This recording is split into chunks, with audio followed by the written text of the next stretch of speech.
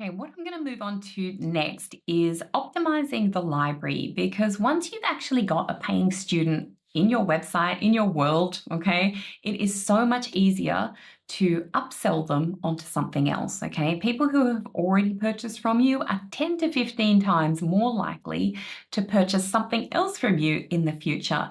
And I want to make sure that you guys are just maximizing what you can do with the library when people, your existing students, customers, are logging into your account. Now, in order to get into the library itself, there's two ways that you can get into the parts of your website theme that you want to customize.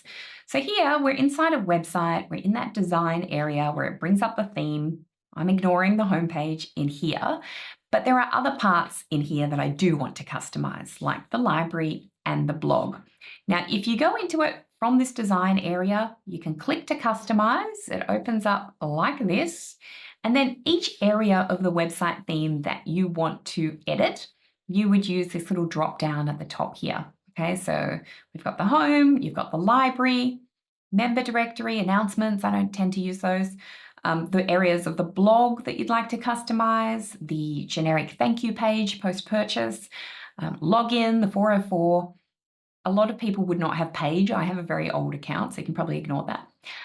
The store, if you're going to make use of that, and the about and the contact. Okay, so the area that I want to talk to right now is the library. So you can get into it from here.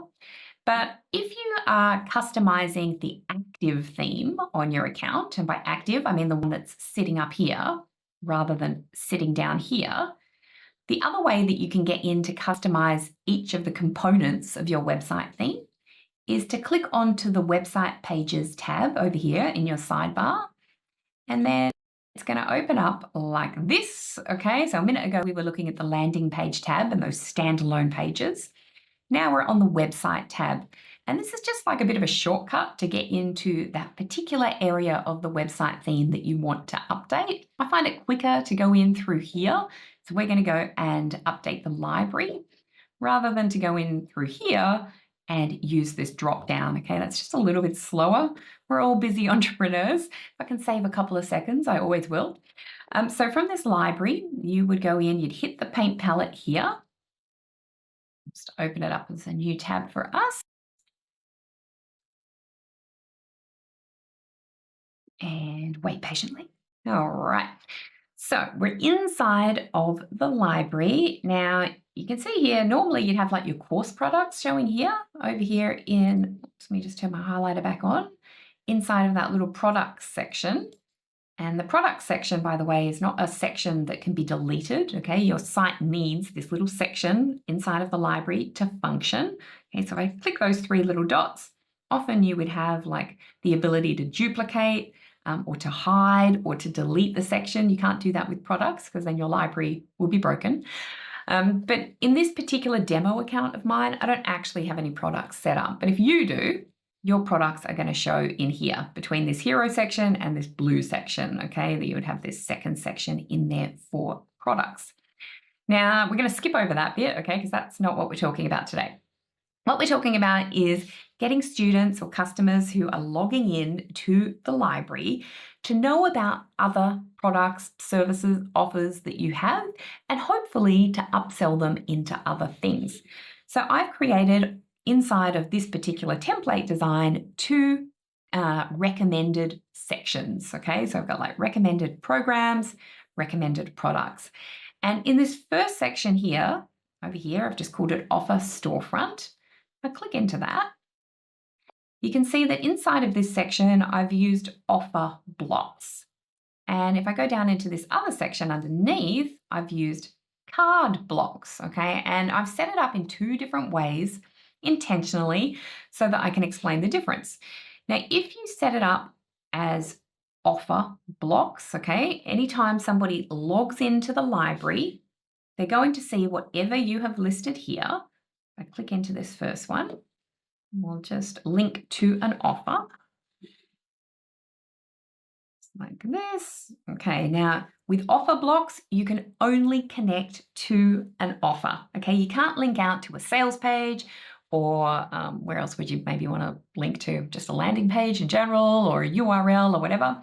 you can only link to an offer. So as soon as you do link to an offer, the image that comes through and the price that comes through and the description that comes through, that all pulls through from the offer that you've just connected to in your account.